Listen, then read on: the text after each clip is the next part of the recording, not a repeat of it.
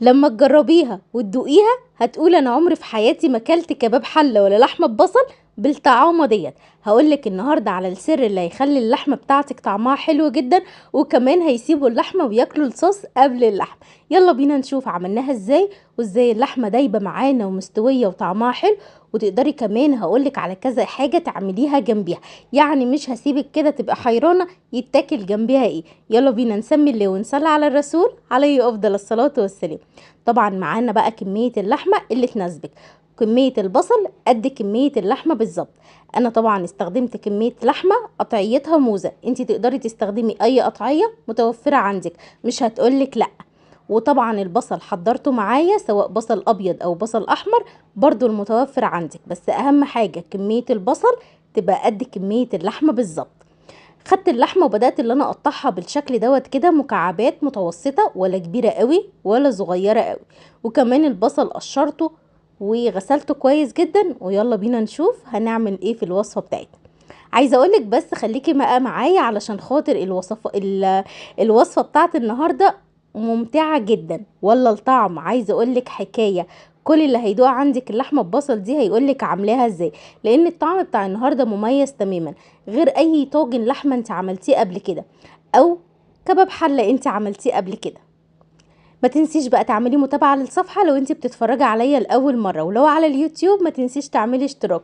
وطبعا ما تنسيش اللايك بتاعك والكومنت اللي بينورني ويكترني. قطعت كمية اللحمة، وبعد كده هاخد البصل هقطعه بالشكل ده، مش محتاجة كبة ومش محتاجة مبشرة. انا هقطعه على ايديا بالسكينة كده، مش هياخد وقت خالص والكمية هتخلص معايا بكل سهولة. خلصت الكمية كلها بسم الله ما شاء الله. تعالي بقى معايا على البوتاجاز ونشوف هنعمل ايه، ونحضر مع بعض المقادير بتاعتنا ازاي. حلة بقى معايا على النار كده او صينية، ايا كان الحاجة اللي انت هتعملي فيها، بس يكون ارتفاعها عالي شوية. يعني لو صينية اختاري صينية ارتفاعها عالي شوية. حطيت كده بمعدل ربع كوباية من الزيت، وهنزل بكمية اللحمة كلها.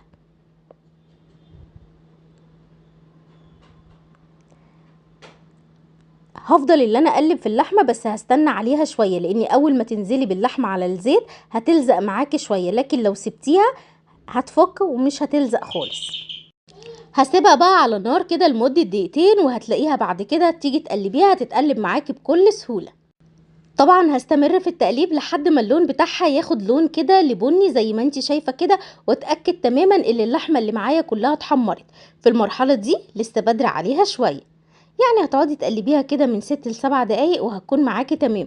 طبعا النار عالية عشان اللحمة ما تنزلش المية بتاعتها. في الوقت دوت اقدر اقولك خلاص اللحمة بتاعتنا بقت تمام. اول ما توصل للون دوت ارفعيها على طول من على النار في طبق جانبي. طبعا الحلة اللي انا عملت فيها هكمل بقية الشغل فيها، لان طبعا بيكون فيها طعم اللحمة. وتعالي نشوف هنعمل ايه. حطيت معلقتين من السمنة، معلقتين اللي هي المعلقة العادية بتاعة الأكل.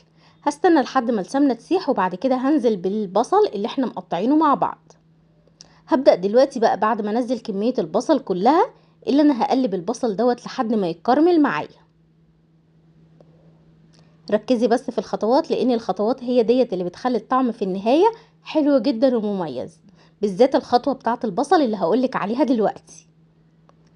طبعا عشان البصل يتكرمل معايا بسرعة لازم تغطي الحلة. انا هغطي الحلة دلوقتي وهوريكي، بس قبل ما اغطي الحلة تعالي نعمل مع بعض تكاية حلوة جدا، هي دي اللي هتخلي طعم البصل حلو. هحط معلقة صغيرة من السكر. السكر هنا هيكرمل البصل وهيخلي طعمه حلو، وما تخافيش مش هتأثر على الطعم في النهاية ولا اي حاجة. معلقة السكر الصغيرة. هفضل مستمرية في التقليب لحد ما البصل كده الكمية بتاعته تقل خالص، وطبعا يتكرمل ويبقى لونه غامق شوية. من وقت للتاني بفضل مستمرية في التقليب، يمكن البصل هياخد وقت اكتر من كمية اللحمة اللي احنا حطيناها، علشان البصل بس محتاجينه يتكرمل. في المرحلة ديت خلاص البصل كان معايا اتكرمل، وهي ديت النتيجة اللي انا محتاجاها. طبعا علشان خاطر توصلي للمرحله ديت قلتلك غطي الحله من وقت للتاني كده، وافتحي الحله وقلبي. هنا في الوقت دوت تقدري تضيفي حوالي 3 فصوص من الثوم، لكن لو عندك ثوم مطحون او مهروس تقدري تحطي نص معلقه كبيره.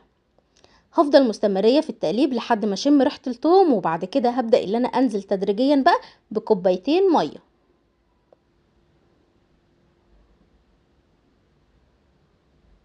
مية كنت غلياها في الكتل، حطيت كده حوالي كوبايتين، وهغطي الحلة واسيب البصل دوت يستوي كده مع المية شوية لمدة دقيقتين كده، وهيكون البصل معايا استوى. هغطي الحلة واسيبه ياخد غلوتين مع بعض.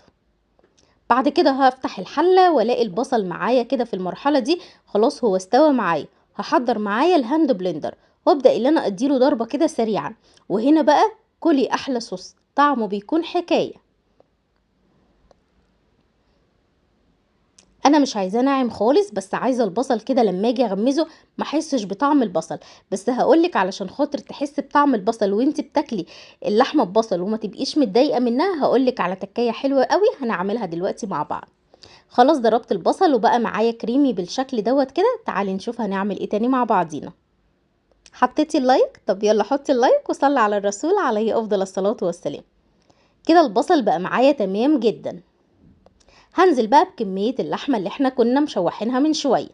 في الوقت دوت انا حطيت كده بصل اللي هو الصغير، بصل قوارمة، في علشان خاطر يدي طعم حلو. انا حطيته في الوقت دوت علشان خاطر انا عايزه البصل برضو يتهري بس يكون باين معايا.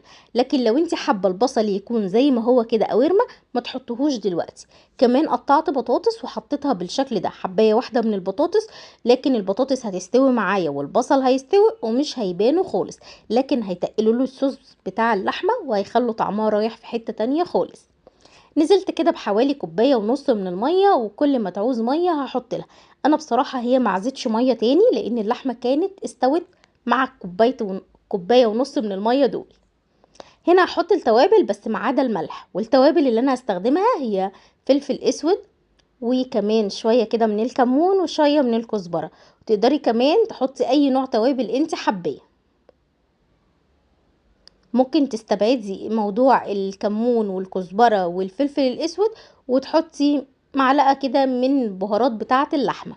حطيت ورقتين من الورق اللورا، وهنا هبشر كده شوية من جوز الطيب، بشرة بسيطة جدا مش هتأثر على الطعم ولا اي حاجة.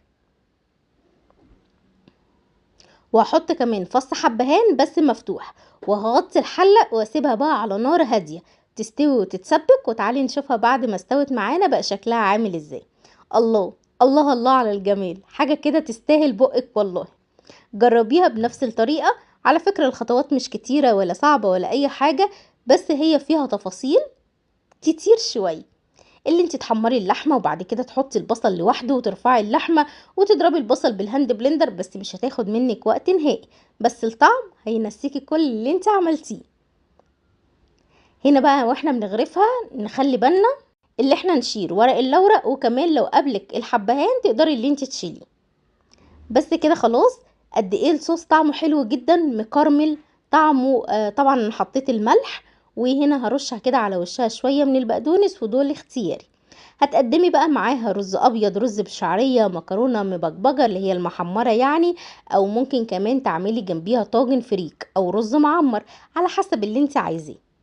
يلا بقى منشن لاصحابك اللي مش بيعرفوا يعملوا اللحمه ببصل او طاجن الحل، او قريبتك او اختك، شوفي مين عندك في العيله واعملي لهم منشن عشان يتعلموها او تعزمك عليها. يلا بقى. هنا خلاص كنت غرفت بقى طبق الرز، عملت جنبيها رز ابيض. قد ايه بيكون طعمها حلو جدا جنب الرز. وطبعا ده كل واحد وذوقه. تعالي كده ندوق مع بعضينا. بصي انا هدوق واقولك الطعم اخباره ايه.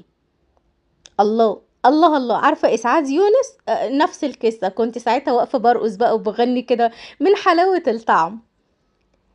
هسكت بقى وادوق بالعيش كده وخلاص؟ لا طبعا لازم ندوق نسكت وندوق بالرز وخلاص؟ لا لازم ندوق بالعيش.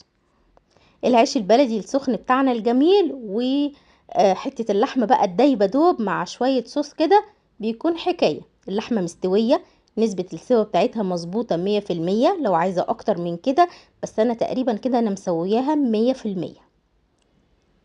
يلا افتحي بقك بقى عشان اللقمة ديت ليكي. ما تنسيش بقى زي ما قلتلك تعملي متابعة للصفحة واللايكات بتاعتكم اللي بتكترني، والشير بقى ومنشن كتير علشان خاطر ترفعوا بقى الفيديو عشان الناس كلها تستفيد.